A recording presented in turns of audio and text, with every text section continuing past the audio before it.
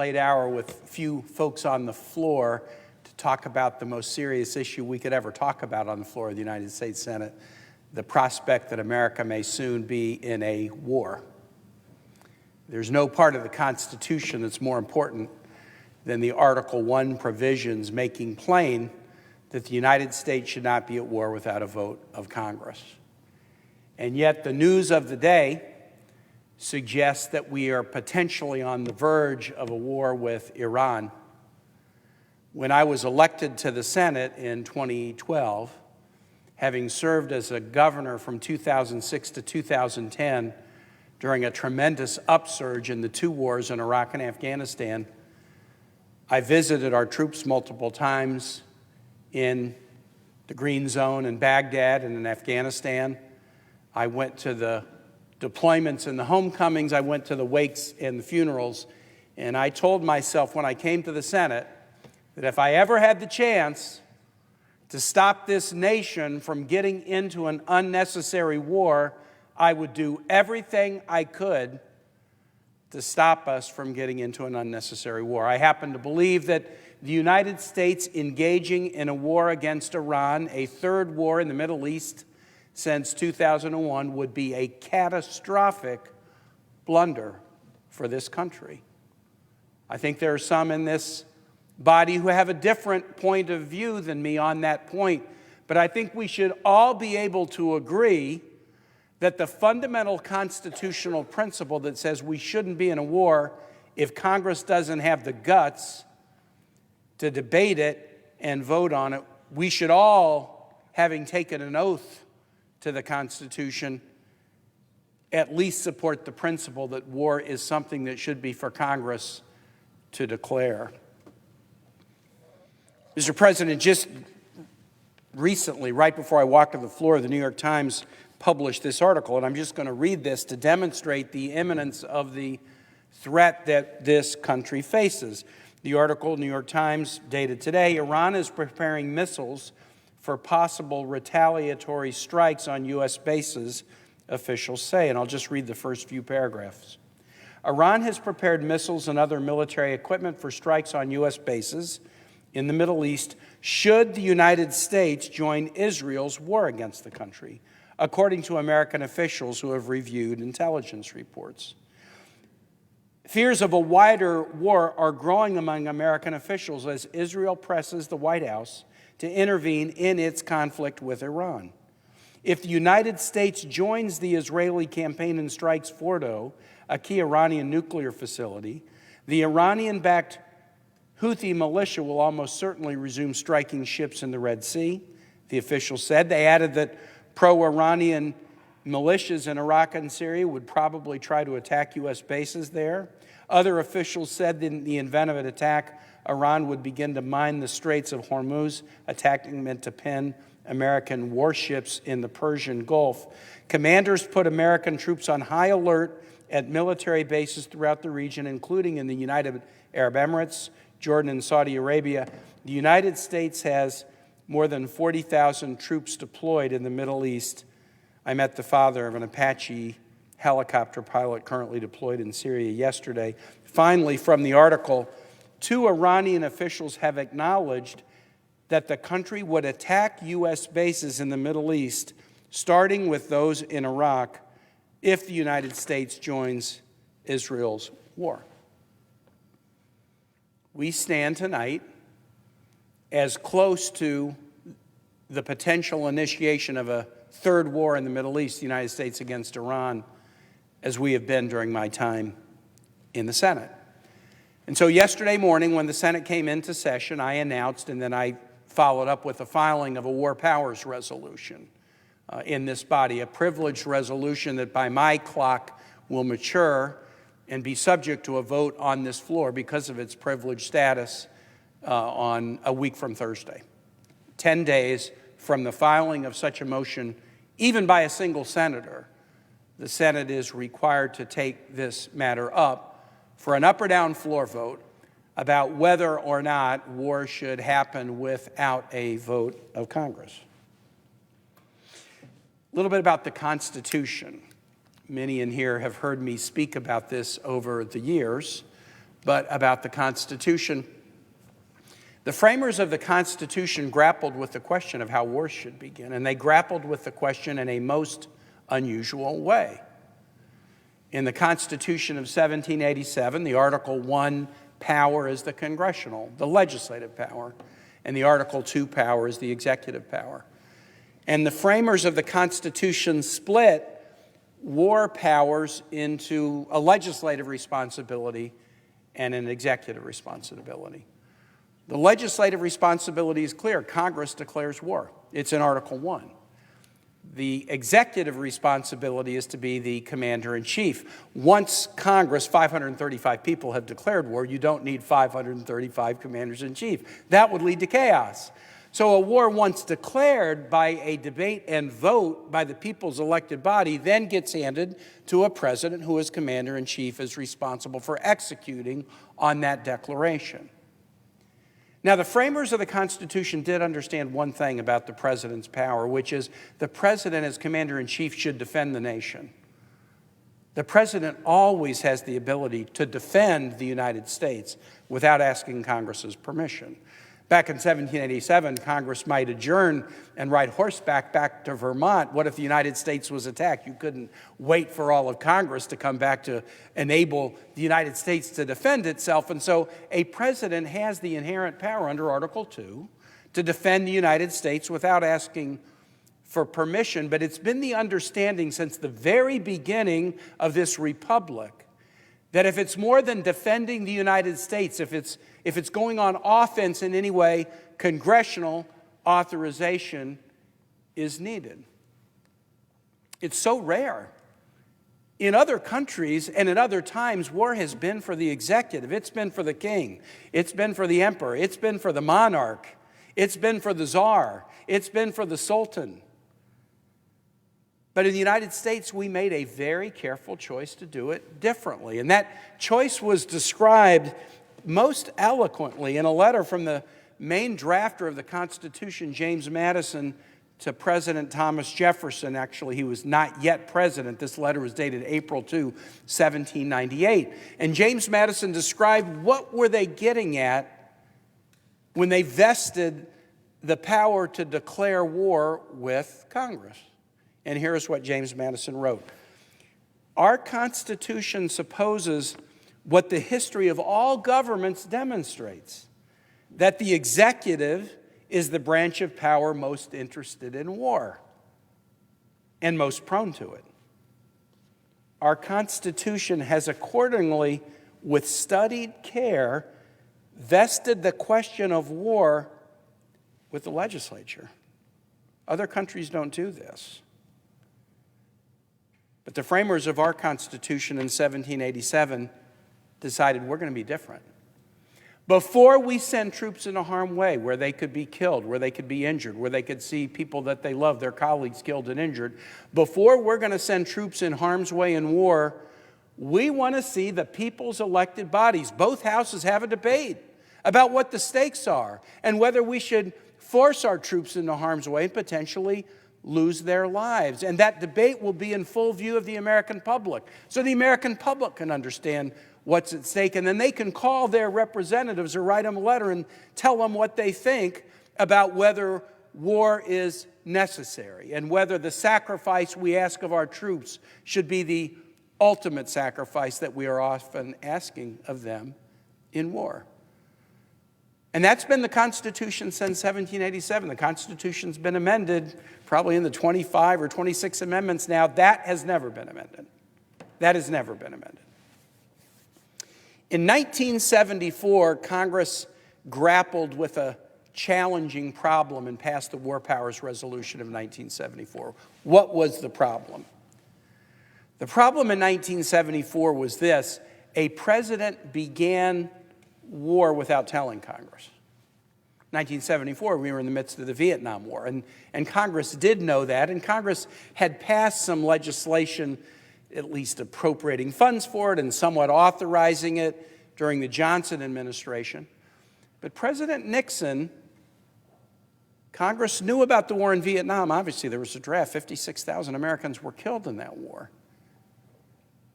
But But President Nixon, without informing Congress, extended the war and started bombing Cambodia. It was called the secret bombing of Cambodia, a new country that had not been covered by war authorizations. And so Congress stepped up and acted and passed the War Powers Resolution of 1974. And that resolution, Mr. President, did a number of things. It established some protocols for when the president initiates military action, providing notice to Congress so that there can't be a secret war, giving Congress some ability, once notice is provided, to try to withdraw notice if it thinks that the war is ill-advised.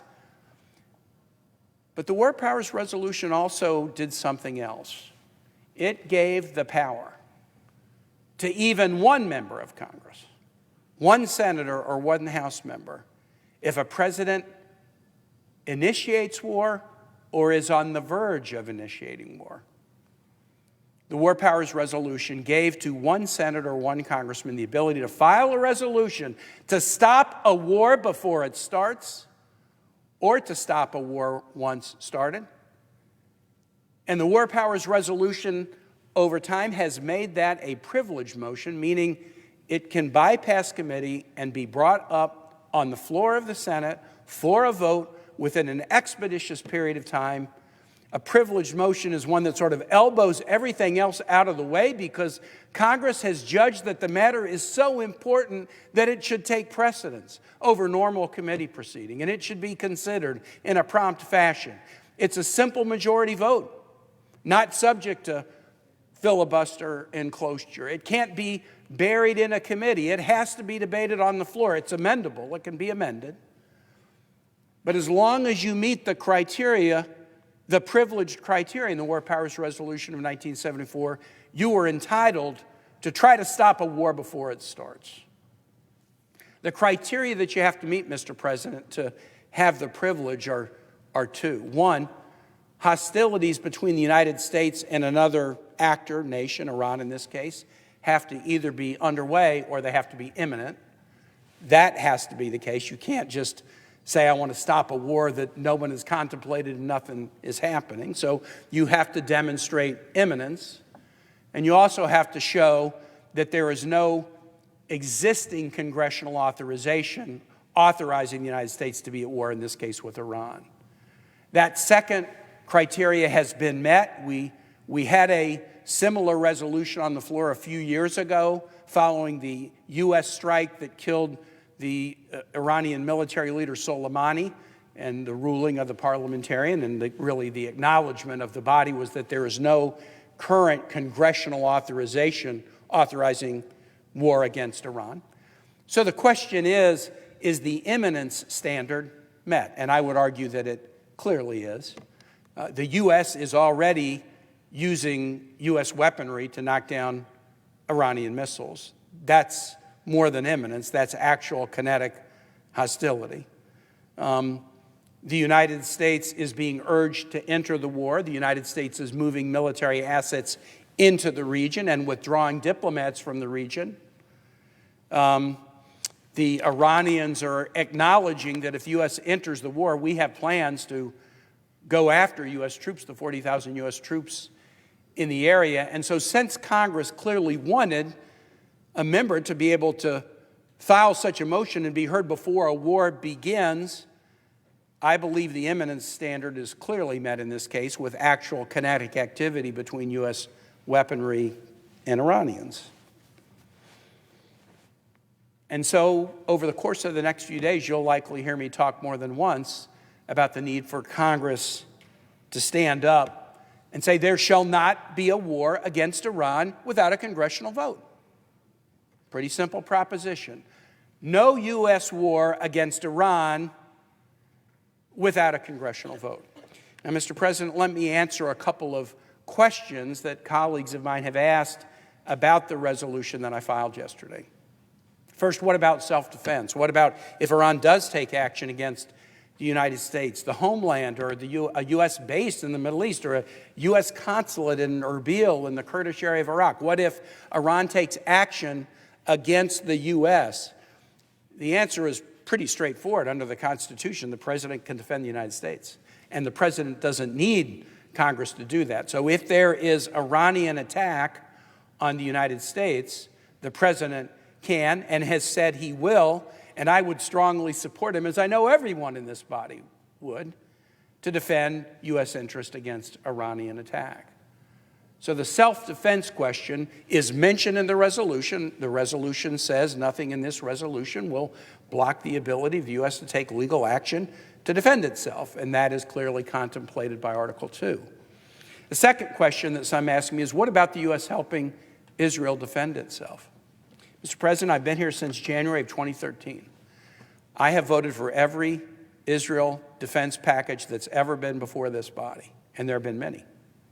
Israel receives more defense aid from the United States than any other nation, year after year after year, with my support. And I've done more than vote for Israel defense aid. On a couple of instances, I've whipped votes to make sure that we found enough aid for Israel. In April of last year, we passed a supplemental bill in this body that had billions of dollars of aid for Israel in the aftermath of the horrific attacks on Israel by Hamas on October 7. And it was shortly after that vote that Iran launched a set of attacks against Israel, and the defense aid that the U.S. provided enabled us to knock down and assist Israel in knocking down Iranian drones and missiles. That was a good thing. Had those drones and missiles landed in Israel, they would have not only killed and wounded tons of civilians, but they would have led to escalation in the region that would have been unhelpful for all countries in the region. So I stand strong for Israel's right to defend itself, and I stand strong for the United States in providing Israel support so that they can defend itself. But that's a different question. That's a different question than whether the U.S. should go to war with Iran. In my view, there is no compelling security reason for the U.S. to go to war with Iran. And the last question that I want to ask and sort of reflect upon, Mr. President, before concluding is this: what about diplomacy? What about diplomacy? The pages are here, and you have a lot of time on the floor. Sometimes there are speeches and sometimes there aren't. I imagine you've looked a lot at this room and what's in the room. And one of the things that you notice is in the panels all around the room, the blue panels, at the top of the panel is the seal of the United States. That seal of the United States was designed and embraced by the United States in 1782. The seal of the United States is also in the skylight in the ceiling of the Senate chamber. And that seal has essentially been constant since 1782. There's a seal of the President of the United States that's changed a little bit, but the seal of the United States that Congress has used has been constant since 1782. And one thing that is very notable about the seal is the eagle in two claws is holding the arrows of war and the olive branches of peace. But since the very beginning of this republic, the eagle's face has been turned to the olive branches of peace, and it was designed that way to send the symbol that the United States always prefers peace, always prefers diplomacy, and only uses war as a last resort when diplomacy fails. We had a diplomatic deal with Iran that was entered into in 2015 that was limiting their nuclear program. Peacefully, without having to bomb them, without having to kill civilians, without having to assassinate scientists. The United States, together with other nations, used the power of congressional sanctions, Congress did this well, to leverage an agreement whereby Iran agreed, and in the first sentence of the first paragraph of the first page of the agreement, Iran reaffirmed that it would, quote, never seek to purchase, acquire, or develop nuclear weapons. And in the body of that agreement, Iran agreed to a whole series of limitations upon nuclear research, nuclear activity, centrifuge construction, the percentage of enriched uranium it was allowed to have, and also Iran agreed to the most comprehensive inspection regime of any nation on the planet overseen by the International Atomic Energy Agency to ensure that they were meeting their requirements that they would never seek to purchase, acquire, develop nuclear weapons, and that they would abide by the limits on centrifuges and the limits on enriched uranium and other activities. The agreement was working.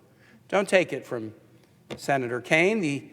The International Atomic Energy Association said the agreement was working. The allies and adversaries, Russia and China, were part of this deal, as were the UK and France and Germany. Those who worked on the deal said the agreement was working. It wasn't turning Iran from a bad actor to a good actor. It wasn't stopping all of Iran's bellicose behavior, but it was limiting the very nuclear program that is now trying to be bombed out of existence. We had an agreement that was working. President Trump became president in January of 2017, and he said, I don't like the agreement that President Obama did. I want to get out of it. President Trump's own cabinet, his Secretary of Defense, Jim Mattis, said, don't get out of this agreement. It's working. His Secretary of State, Rex Tillerson, don't get out of this agreement. It's working. His National Security Advisor, H.R. McMaster, a former general, don't get out of this agreement. It's working. For God's sake, we have used diplomacy just as we are supposed to, by preferring peace and diplomacy first to deprive Iran of a path to a nuclear weapon. Shouldn't we prefer diplomacy rather than putting at risk the life of American troops, the 40,000 troops who are in the Middle East? So what happened to the diplomatic agreement? President Trump started to talk about abandoning it. I wrote a piece in Time magazine in 2017, and I said, if you abandon this agreement when it's working, what will Iran do? They'll go back to developing nuclear weapons. Because if the U.S. backs out of it, they will as well. If you abandon this agreement, North Korea will never do a nuclear deal with the United States, because why do a deal with the United States if the United States is going to abandon the deal even when it's working? President Trump didn't listen to me. He didn't listen to his Secretary of State. He didn't listen to his Secretary of Defense. He didn't listen to a lot of people in his administration. He tore the deal up. And Mr. President, what a tragedy. You have Israeli civilians who have been killed in the Iranian missile attacks, who have nothing to do with the military, and Iranian civilians who have been killed in missile attacks who have nothing to do with the military. They would be alive today. And 40,000 U.S. troops in the region would be safe today if we had decided to act in accord with our values and put diplomacy first and prefer peace over war. That's water under the bridge. But the question for this body that we will grapple with over the course of the next couple of weeks is whether the United States should be in another war in the Middle East. In particular, whether we should allow a war to start without us, whether we should hide in the tall grass rather than exercise our constitutional responsibility under Article 1. This is fundamentally a debate about Congress being true to its oath of office, and actually also being true to the obligations we have to our public. The framers put this in the Constitution so that we wouldn't be at war without a debate in front of the public. They had a view about the morality of war, and I think their view was basically this: there would be nothing more publicly immoral in the public space than to send troops into harm's way, risking death, if Congress was too chicken to have a debate and vote about whether the war was in the national interest. If we have that debate and we decide that war is in the national interest, then the troops go into war knowing that the civilian leadership of this country have had the hard debate in view of the American public and have decided that the stakes are sufficient to ask people to make the ultimate sacrifice. But how dare we? How dare we, and I say this as a father of a United States Marine, how dare we ask people to make the ultimate sacrifice if we don't have the guts to have a debate and decide whether a war is in the interest of this country? I know what the American public thinks about this. There was a poll that was released today, and this is completely consistent with what I've heard from Virginians, and Virginia is one of the most pro-military states in this country. I'm on the Armed Services Committee. 1 out of every 8 Virginians is a veteran. That's not 1 out of every 8 adults. That's 1 out of every 8 Virginians is a veteran. And you add active duty, and you add the Guard, you add the Reserve, and you add the civilian DOD, and the military contractors and their families. We train all the Marine officers in the world. We have the biggest shipbuilding enterprise in the world. We have the Pentagon, the largest military office in the world. We've been the site of more battles on U.S. soil than any state in this country in Virginia. Revolutionary War, Civil War, the attack on 9/11 at the Pentagon. We are as pro-military state as there is, but I can tell you this, Virginians do not believe the United States should be in another war in the Middle East. Neither do Americans. A poll today suggests 16% of Americans think the U.S. military should get involved in a conflict between Israel and Iran. 16%. 60% say we should not. 24% are not sure. We need to have this debate in front of the American public. And let them watch us debate the stakes of this. And it might be that colleagues in this body or in the House think a war with Iran is a good idea. Let them put a war authorization on the table. Let's debate that. Let's debate that in front of Virginians and Kansans and Californians and hear what our constituents have to say. Let's debate that in the full view of people whose spouses are in the military or whose kids are in the military. Let's have that debate in front of them and hear what they think before we cast a vote that would be one of the most serious votes that you ever cast on the floor of a body like this. But we should not allow a war